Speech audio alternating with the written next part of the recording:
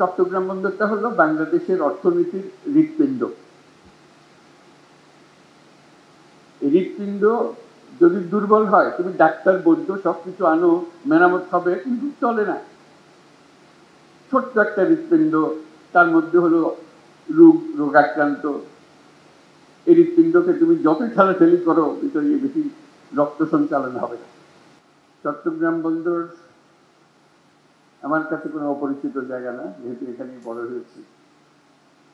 ছাত্র অবস্থাতেও এখানে এসেছি জাহাজ দেখার জন্য, এবং যখন জাহাজ থেকে মাল খালাসের দৃশ্য, সেই দৃশ্য ভিন্ন জিনিস। খোলের ভেতরে গিয়ে মাথায় করে বস্তা বস্তা উপরে ওঠাচ্ছে, তারপরে ক্রেন আসলো, ক্রেন দিয়ে পরবর্তী পর্যায়ে, সেই পর্যায় থেকে চট্টগ্রাম বন্দর আজকে বর্তমান পর্যায়ে এসছে। কিন্তু বরাবরই দুঃখ, এটার পরিবর্তন এত শ্লথ কেন? দুনিয়ার সব দিকে পাল্টে যাচ্ছে, আমাদের এখানে এটা পাল্টায় না কেন? এটা আজকের প্রশ্ন না। একজন চট্টগ্রামবাসী হিসেবে এই পথে আসা যাবার ক্ষেত্রে দেখা হয়, বিশেষ করে যখন গাড়ি চলে না, আটকে যায়, কি হলো, ট্রাক ভর্তি রাস্তা, মাল খালাস করতে পারতেছে না, এদিকে প্লেন মিস করে ফেলছি, এই দুর্ভাবনা। কাজে এটা সম্বন্ধে চিন্তা না করে উপায় নেই। কথাবার্তা বলেছি, মাঝে মাঝে লেখালেখি করেছি এটা নিয়ে। এবার যখন সুযোগ পেলাম, প্রথম দিন থেকেই চেষ্টা করছি যে এটার দিকে নজর দেওয়া, এটা কিভাবে এটা পরিবর্তন করা যায়।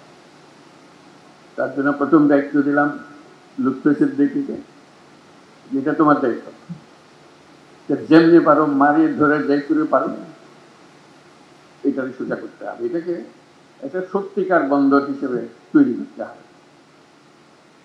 আমরা খুবই ইমপ্রেস যে যেগুলো ছবি দেখালো, ভালো লাগে, গর্ব লাগে যেটা বল। কিন্তু দুনিয়া তো এখানে আটকে নাই, দুনিয়ার থেকে বহু দূর চলে গেছে। দেখার সময় মনে হলো যে এটা স্প্লিট স্ক্রিন হলে ভালো হতো। এক পাশে আমরা চট্টগ্রাম বন্দর বর্তমান এবং বিশ্ব বর্তমান পাশাপাশি দেখলে তখন বোঝা যেত যে আমাদের দূরত্বটা কোথায়। আমরা অনেক পিছিয়ে, এবং এই পিছিয়ে থাকার জন্য খুব বেশি দুঃখ দেখি না কারো। নানা ছোটখাটো জিনিস নিয়ে ঝগড়া করে, এখানে গোলমাল, ওখানে গোলমাল। এটা সার্বিকভাবে যেটা বিরাট পরিবর্তন দরকার, এটা কারো খুব গরজ আছে বলে মনে হয়। তো সেই জন্যই খেলাখেলি করছিলাম, বারে বারে লুৎফরকে পাঠাচ্ছিলাম। তো জামানের সঙ্গে পরিচয় হয়ে তার সম্বন্ধে মিরাজ মেরাজ জামান চেয়ারম্যান সাহেব, তার কথা শুনে একটু আশ্বস্ত হলাম যে একটা লোক আছে পেছনে লেগে আছে। তো আমাদের দরকার হলো তার একটু সাহায্য করা।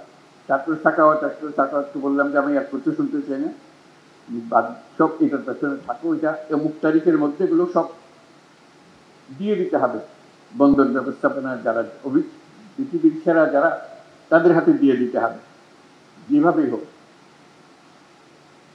মানুষ যদি রাজি না থাকে তাদেরকে রাজি করাতে হবে, মানুষকে রাজি করে করার দরকার নেই, রাজি করেই করতে হবে। এমন এমন এমন একটা বিষয়, এটা পুরো পুরো জিনিসটা শুনলে রাজি হওয়ার কোনো কারণ নেই।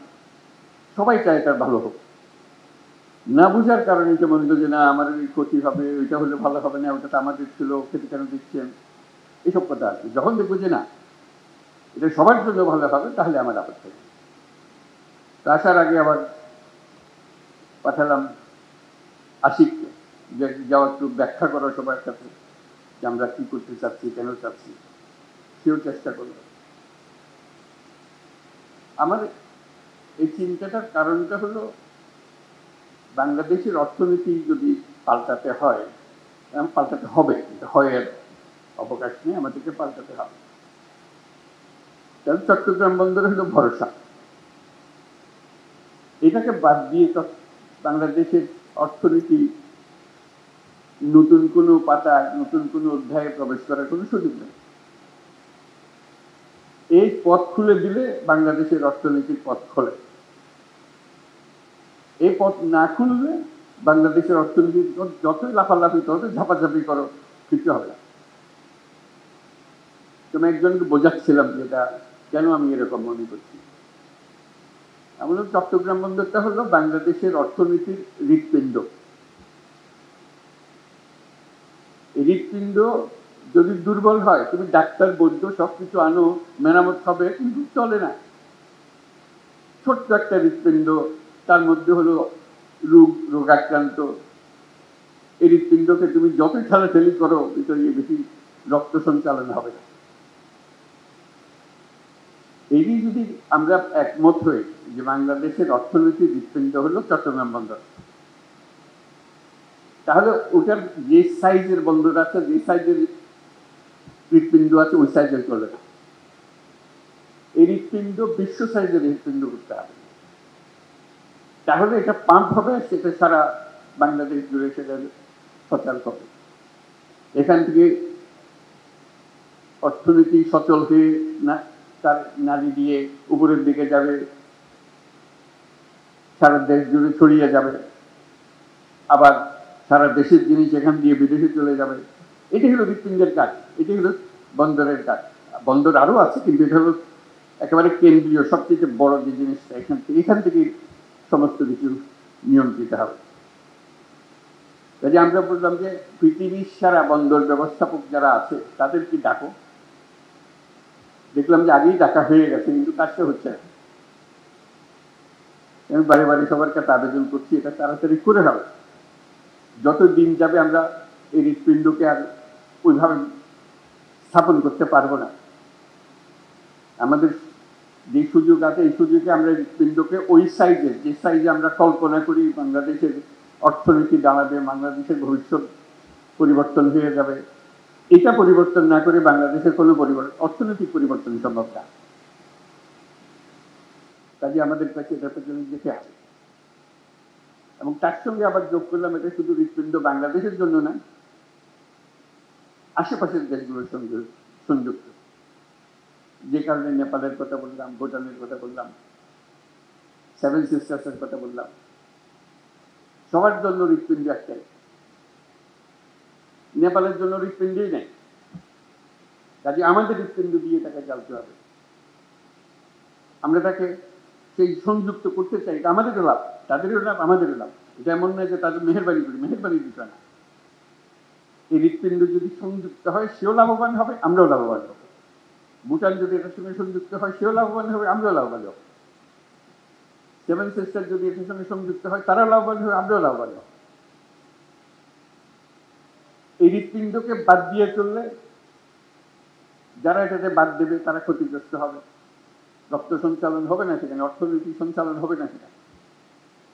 এটা আমাদের কারো কাম্য না, তাদেরও কাম্য না, আমাদেরও কাম্য না। আমরা চাই যে সবাই মিলে আমরা এই বন্দর থেকে এই সঞ্চালনটা পাই, শক্তিটা পাই, অর্থনৈতিক শক্তি জেগে ওঠে। আমরা যে আজকে চট্টগ্রাম বন্দরের কথা বলছি, এখানে স্ক্রিনে আমরা দেখছি বন্দরের পরিস্থিতি। আমাদের মতো দেশে আমরা তো একটা বন্দর নিয়ে কথা বলছি, কয়েকটা টার্মিনাল নিয়ে কথা বলছি, তার এরকম 20টা 30টা বন্দর টার্মিনাল ভরে আছে, একদম বিশ্বমাপের, বিশ্ব সাইজে বন্দর এগুলো। সেখান থেকে তাকালে আমাদের কি খুব ক্ষীণ মনে হয়। এই হৃৎপিণ্ড দিয়ে তো রোগী বেশি দিন টিকবে না, টেকানো যাবে না। কাজে এটাকে শক্তিশালী করতে হবে, এমন শক্তিশালী করতে ক্রমাগত ভাবে এটা শক্তিশালী করতে হবে। একবার শক্তিশালী করে দিয়ে ওখানে টিকান দিয়ে হবে না। তো সেখানেই আছে আমাদের চ্যালেঞ্জ। তো যে টিমের কথা বললাম আমরা, লুৎফে, সাকাওয়াত, আসিফকে ওর মধ্যে ঢুকালাম, আর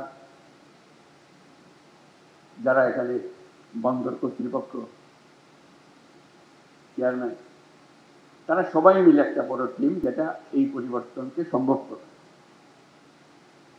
মাঝে মাঝে প্রশ্ন শুনি যে বিদেশিকে দিয়ে দেওয়া হচ্ছে। আপনারা ইন্ডিয়াতে স্বাস্থ্যের জন্য যান না, দলে দলে যান, যখন বন্ধ করে দিয়েছে হাহাকার করছে, কেন যেতে দিচ্ছে না? যেদিকে আমরা এখানে স্বাস্থ্য নাই, স্বাস্থ্যের জন্য শুধু যান। কাগজ উল্টালে দেখা যায় নেতারা সিঙ্গাপুরে চিকিৎসার জন্য যাচ্ছে, ব্যাংককে চিকিৎসার জন্য যাচ্ছে, কিন্তু বন্দর না না, এখানে আর কেউ আসতে পারে না। ভাই, আমাদের চিকিৎসা দরকার, তো এই হৃৎপিণ্ডের চিকিৎসার দরকার, তাহলে বিদেশি ডাক্তার আনতে হবে, তো উপায় নাই আমাদের। আমাদেরকে সবচেয়ে সেরা চিকিৎসক এটার পেছনে দিতে হবে, যাতে এই হৃৎপিণ্ড বিরাট আকারে আমাদের বানিয়ে দিতে পারে, কোনো সমস্যা যেন আমাদের না হয় কোনো কাজ। এই হৃৎপিণ্ড ক্রমাগত মজবুত হবে, ক্রমাগত শক্তিশালী হবে, ক্রমাগত বৃহত্তর হবে।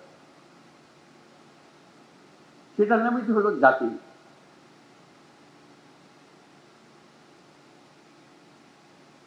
তা না হলে আমাদের সামনে চ্যালেঞ্জটা হলো আর 10 রকম জাতি আমাদের মতো অবস্থাতে, উপর থেকে না, আমাদের মতো, আমাদের থেকে অনেক খারাপ অবস্থাতে আমাদেরকে ডিঙ্গিয়ে শত শত মায়ের আগে চলে যাচ্ছে। আমরা কেন হতভাগা জাতি হলাম? এটা পরিবর্তন করতে পারবো না। কাজে আমাদেরকে বড় ডাক্তারকে দিয়ে কাজ করতে হবে। এটা আমাদের লাভ। একটা লাভ হলো এর পেছনে আমাদের কোনো টাকা পয়সা খরচ লাগছে না। এটা মজার জিনিস তাদের সঙ্গে। Build, operate and transfer. তোমরা বানাও, তোমরা কাজ করো, রোজগার করো, এই মেয়াদের মধ্যে আমাদেরকে দিয়ে দিতে হবে, আমরা 1 পয়সা খরচ করবো না। কাজে পয়সা বেঁচে গেল, কাজটা হয়ে গেল। তারা যখন কাজে নামবে, তারা দুনিয়াতে শত শত কোর্ট পরিচালনা করে। ওরা হলো দুনিয়ার সেরা। যাদের কথা আমরা বলছি, যাদের সঙ্গে আমরা কাজ করছি, তারা হলো দুনিয়ার সেরা। যেগুলো বন্দরে যান তাদের মাথা দেখবে, এই যে এখানে বসে আশেপাশে। কাজে তারা যখন একটা বন্দরের দায়িত্ব নেয়, তারা আমাদের মতো করে বানাবে না। তারা যে পর্যায়ে বন্দর চালায় দুনিয়াতে, কারণ এটা তাদের বন্দর। লিজ যখন দিয়েছি, তারা যখন বানাচ্ছে, এটা তাদের বন্দর, তাদেরকে রোজগার করে টাকাটা উঠাতে হবে। তারা তাদের সেই প্রযুক্তি দিয়ে এটাকে বানাবে। কথাটা এখানে শেষ হলো না যে তাদের প্রযুক্তি দিয়ে বানাবে। তারা আগে যত টার্মিনাল বানিয়েছে, বন্দর বানিয়েছে, যেখানে যেখানে বানিয়েছে, তাদের অভিজ্ঞতা হয়েছে, তাদের সেই সর্বশেষ প্রযুক্তি, সর্বশেষ অভিজ্ঞতা এখানে আনবে। যখন শুরু করেছিল তখনকার অভিজ্ঞতা না, যখন এখন যেটা করছে যে এই বন্দরে আমরা এমন করবো যাতে টাকাটা তাড়াতাড়ি তুলতে পারি, আরো বেশি টাকা উঠাতে পারি, এটা আমাদের লাভ।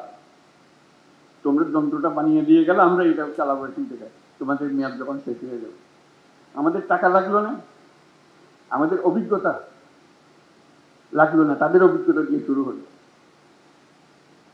আমরা প্রযুক্তির শেষ মাথা থেকে শুরু করলাম, উচ্চতম শীর্ষ থেকে শুরু করলাম, সেটুকু আমরা পেলাম। যখন সবাই হা হা করে, আমাদের আমাদের সব চাকরি চলে গেল, তেমন ওরা যে আসছে, ওরা কি তাদের দেশ থেকে লোকজন নিয়ে আসবে, শ্রমিক নিয়ে আসবে যে চালানোর জন্য? ওরা তো তোমাদের এখান থেকে লোক নিয়ে যায় তাদের গুলো চালানোর জন্য। কাজে এই কারখানা, এই বন্দর চালাতে হলে আমাদের লোকে তো চালাবে, এটার থেকে গত্যন্তর নেই। কারণ আমাদের লোকে শিখিয়ে দিলে খুব সহজে সে শিখে ফেলে।